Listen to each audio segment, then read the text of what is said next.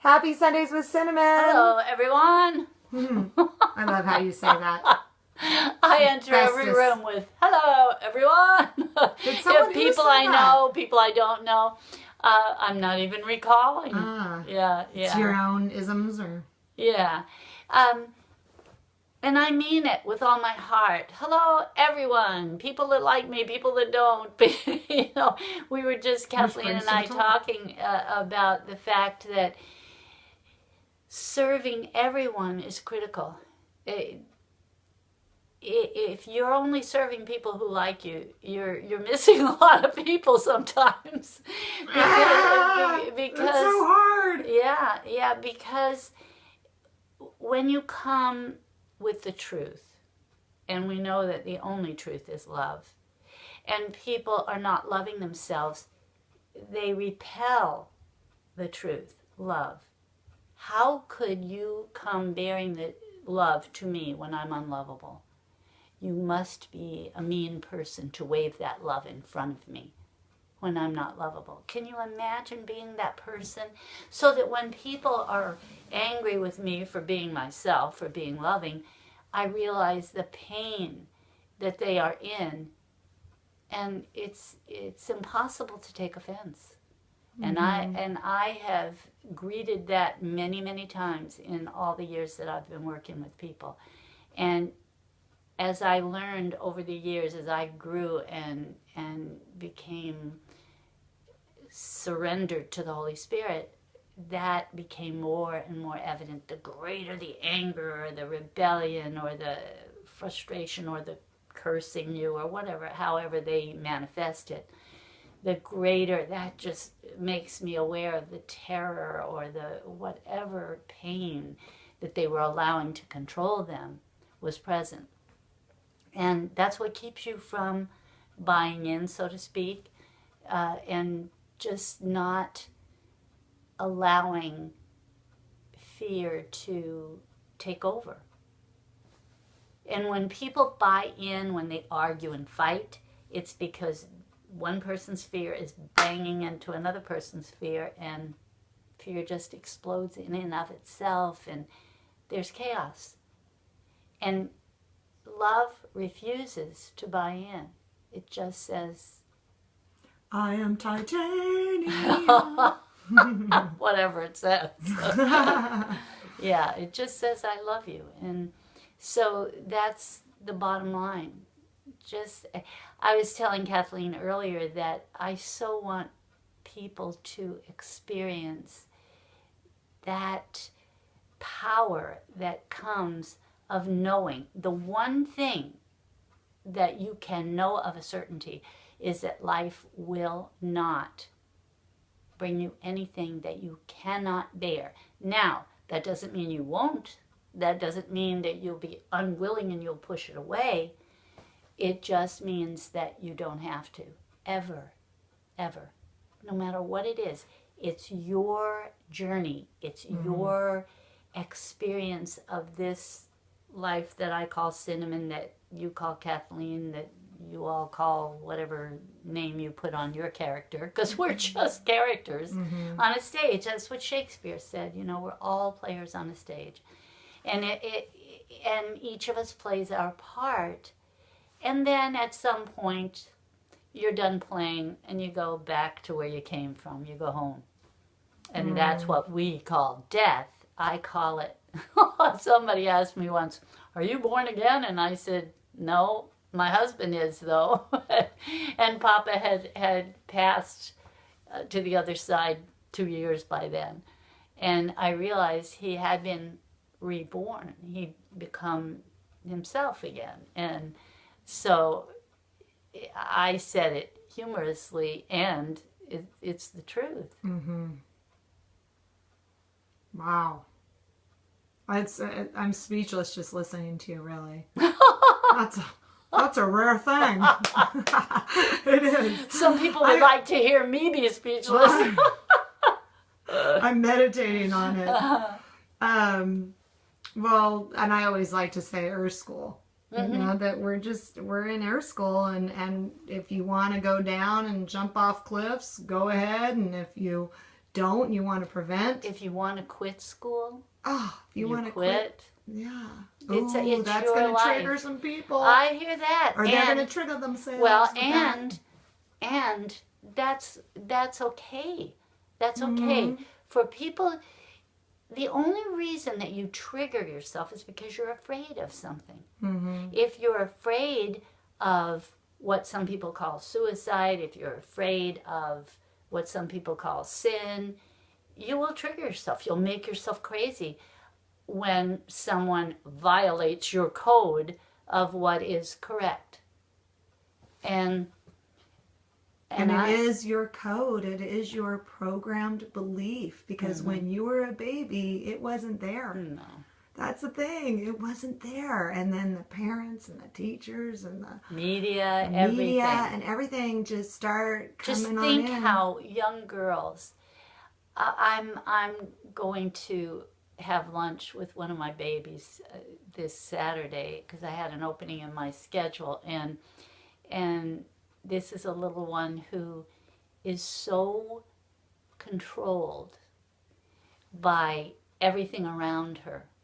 Her friends, the parents of her friends, the media, the this, the that. And she's starting now, she's in in the children's class, and she's starting now to catch on that this could be different. I don't have to be leashed or chained to these programs. And I'm so honored that she wants to hang out with me. And because she knows who I am, she knows what the dialogue's going to be. She knows what questions I'll ask. And she wants that because her parents were telling me that she was excited about going out to lunch with me. And that's such an honor. It is. It's an honor. Well, because you represent something so different, and it's not the common way, and so she knows that already. Yeah. She does. I mean, she knows it. Caden knows it. I mean, he knows everything I say. It's like, that's not what I hear at school.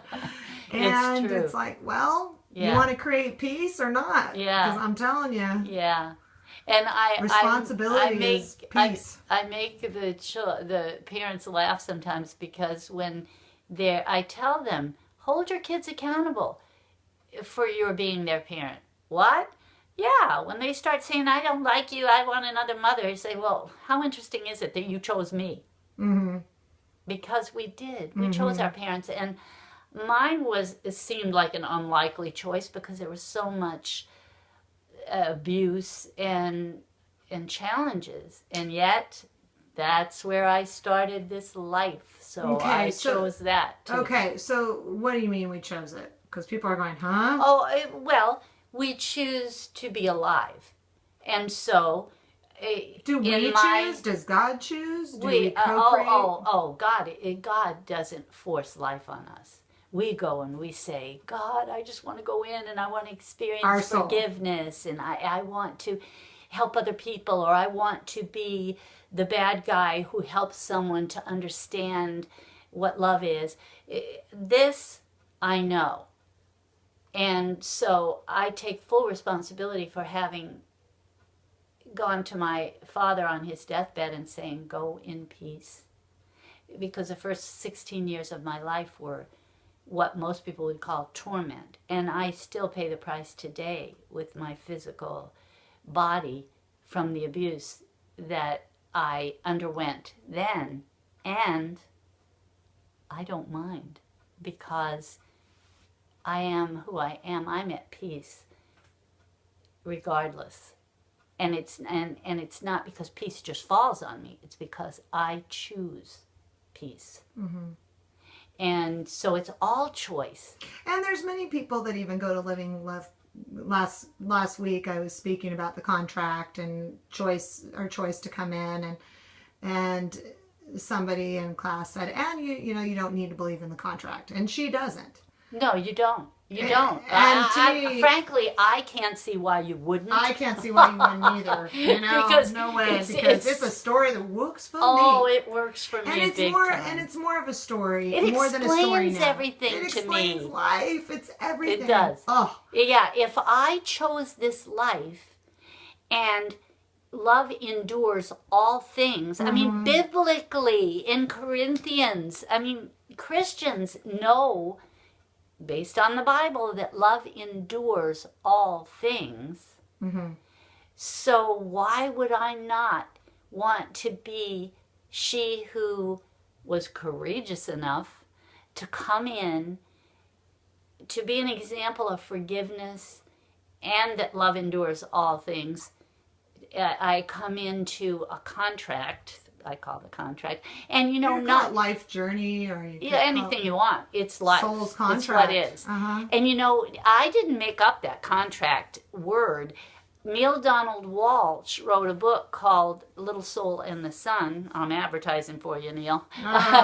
And in it, the first time I read it to my kids, my grandchildren actually, I said, he wrote my book because It's such an amazing so book. resonated with If me. every single person purchased that book, the world would change. Oh, And if they took it on, absolutely. the world would change. If they took it on. translated it in Farsi and all the other languages of the world, Oh, peace, peace. Heaven on earth, right there. Yeah. Because then you just know that how can you really experience forgiveness if there's not an unforgivable act? Yeah. And how can you experience hot without cold? You can't.